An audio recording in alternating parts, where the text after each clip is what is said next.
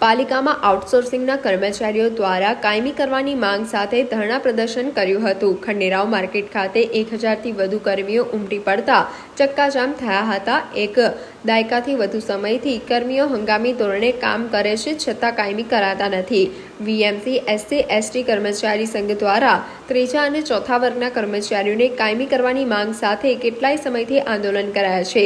શુક્રવારે કર્મચારી સંઘના 1000થી વધુ કર્મીઓ પાલિકામાં રજૂઆત કરવા આવ્યા હતા। જોકે કર્મચારીઓને ગેટમાં એન્ટ્રી ન અપાતા રોડ ઉપર ચક્કાજામ થયો હતો। સતત 1 કલાક સુધી કર્મચારીઓએ ચક્કાજામ કરી મ્યુનિસિપલ કમિશનર તેમની રજૂઆત સાંભળે તેવી માંગ કરી હતી। આખરે કમિશનરે આવેદન સ્વીકાર્યું હતું। તેમણે જણાવ્યું હતું કે ભરતી માટે સરકારના નિયમ પ્રમાણે કાર્યવાહી કરાશે। પાલિકા દ્વારા ભૂતકાળમાં પણ ભરતી પ્રક્રિયા કરાઈ હતી। સિટી ઇજનેરની ભરતી પણ કરવામાં આવનાર છે। હેલ્થમાં પણ 150 જગ્યા ભરવામાં આવી છે। કર્મચારીઓની કાયમી કરવાની માંગ છે, જે નિયમ હશે તે પ્રમાણે કામ કરાશે। કોઈ પણ એવું ડિપાર્ટમેન્ટ બાકી નથી કે વડોદરા મહાનગરપાલિકાએ કોન્ટ્રાક્ટથી નથી આપ્યું। અમારી એટલી જ વાત છે આ લોકોને કે છેલ્લા 30 વર્ષથી આ વડોદરા મહાનગરપાલિકાની અંદર આખું મહેકમ ખાલી છે।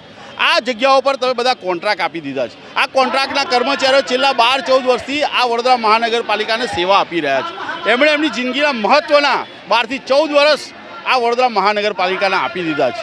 અત્યારે એમની પરિસ્થિતિ એવી છે કે આ 10-12 હજારના પગારની અંદર એમના બાળકોને ભણાવવા જાય તો એમનું ઘર નથી ચલાવી શકતા, અને ઘર ચલાવવા જાય તો બાળકો નથી ભણાવી શકતા।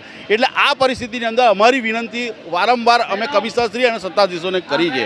આ લોકો નથી સાંભળતા। એટલે આજે ના છૂટકે અમારે અમારી વેદના પોસ્ટકાર્ડમાં લખી અને માનનીય વડાપ્રધાન શ્રી નરેન્દ્ર મોદીજી અને માનનીય મુખ્યમંત્રી આપણા ગુજરાતના શ્રી ભૂપેન્દ્રભાઈ પટેલજીને અમારી વેદના પહોંચાડવા માટેનો અમે આજે આ કાર્યક્રમ રાખેલો છે। આગામી દિવસમાં જો આ અમારી માંગણીઓ સંતોષવામાં નહીં આવે તો અમે ગાંધીનગર આનું પૂરી અત્યારે જે સંખ્યા છે એના કરતાં 4 ગણી સંખ્યા અમે થઈ જવાની અમારી તૈયારી છે। અને આજે અમે કમિશનરશ્રીને અલ્ટિમેટમ આપવા આવ્યા છે કે અમે વડોદરા મહાનગરપાલિકાની કોઈ નાગરિકોને કોઈ અમે હેરાન કરવા નથી માંગતા, પણ આ તમારી જીતના કારણે જો કાલે હડતાલ પાડવાનો વિષય આવ્યો તો એની સંપૂર્ણ જવાબદારી તમારી રહેશે।